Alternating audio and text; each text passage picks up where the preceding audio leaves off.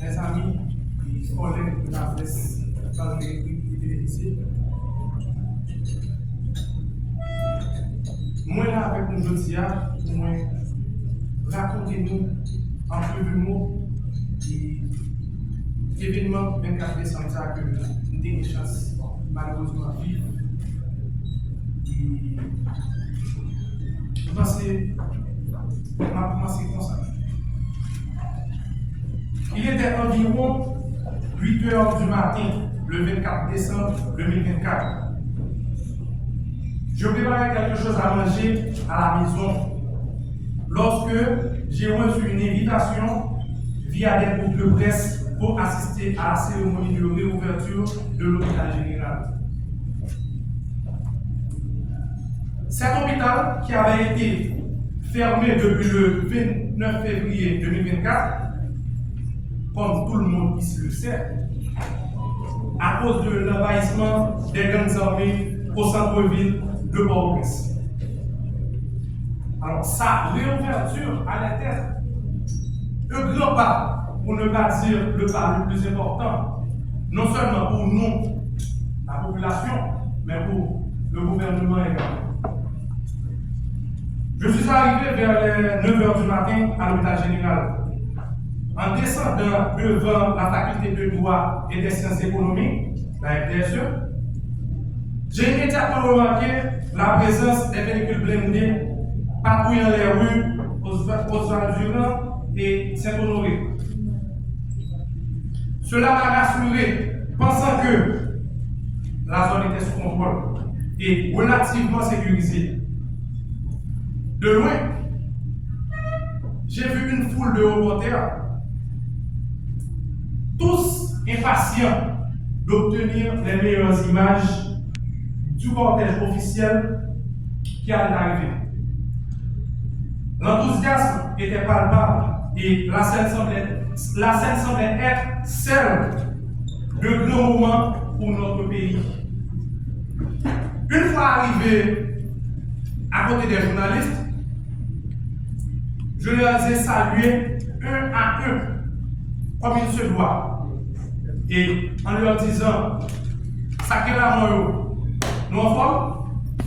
Et une expression habituellement utilisée pour marquer et rappeler les risques du métier et pour éviter également les négligences. Mais à ma grande surprise,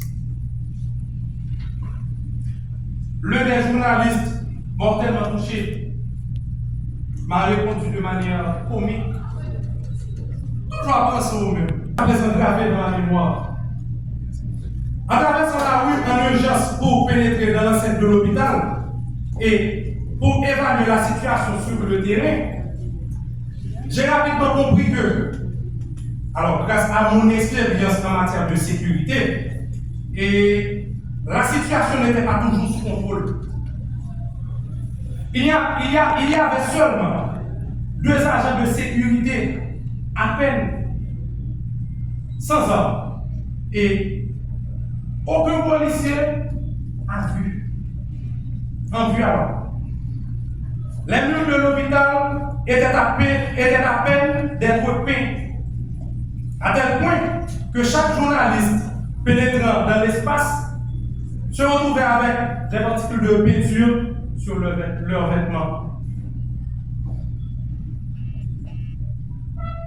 Ces détails que je viens de citer témoignaient de la précipitation dans l'organisation des lieux et du manque de préparation face à un tel événement. Après avoir pris mes premières images à l'intérieur de l'hôpital, j'ai réalisé pour prendre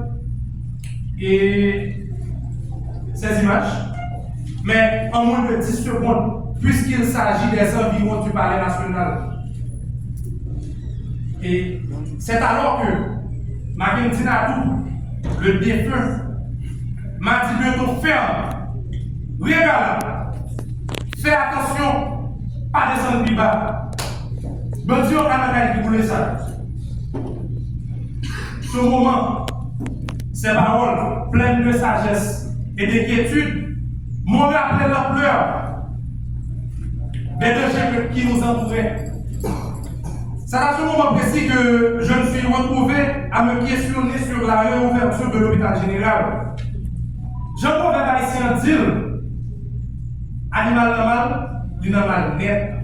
Donc, nous avons choisi journaliste, nous avons choisi reporter d'image. Nous là, nous avons été intéressés. Je m'étais positionné derrière un mur à l'intérieur de postes de sécurité entre la petite porte et la barrière principale. À cet instant, un sentiment de doute m'envahissait.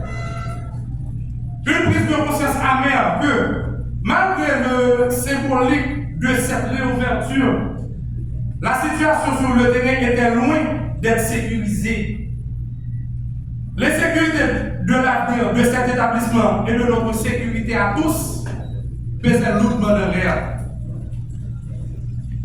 Une invitation de 9h du matin, inattendue, et la veille du jour de Noël, m'a bousculé. Ce cadeau de Noël empoisonné, oui, c'était un cadeau empoisonné. Ce qui semblait être une occasion importante et rapidement a été retardé de plus de 2h30. Pour moi, ce fut un véritable piège. À 11h41,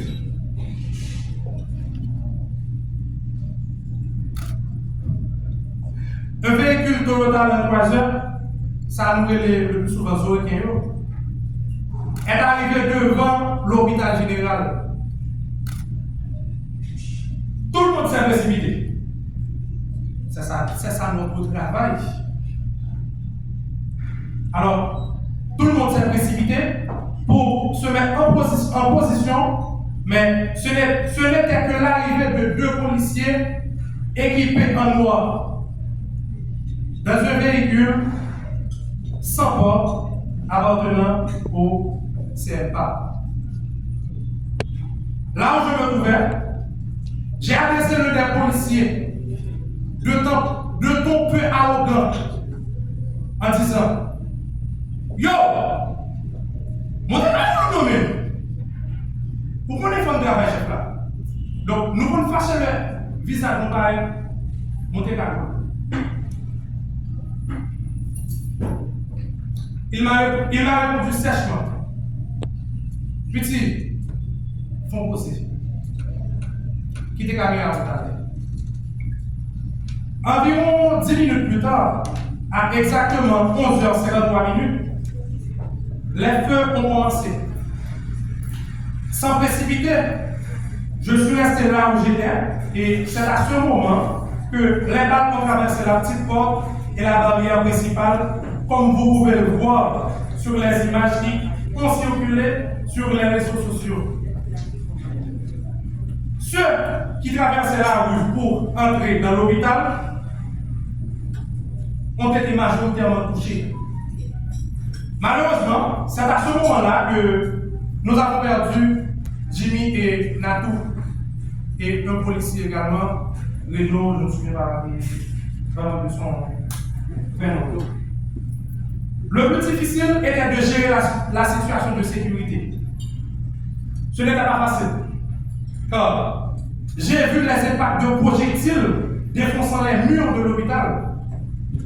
Partout où je filais, presque environ 30 minutes, les tirs étaient nourris, des feux à volonté, et tout était chaotique.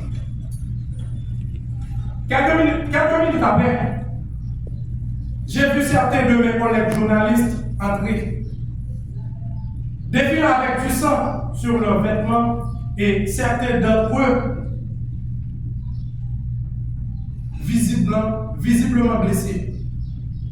C'est à ce moment précis que je me suis rendu compte que l'attaque était bien réelle. Et ces balles n'étaient pas des balles perdues, mais elles étaient ciblées. Chaque balle étant destinée à un journaliste. Sans hésiter, avec deux de mes collègues,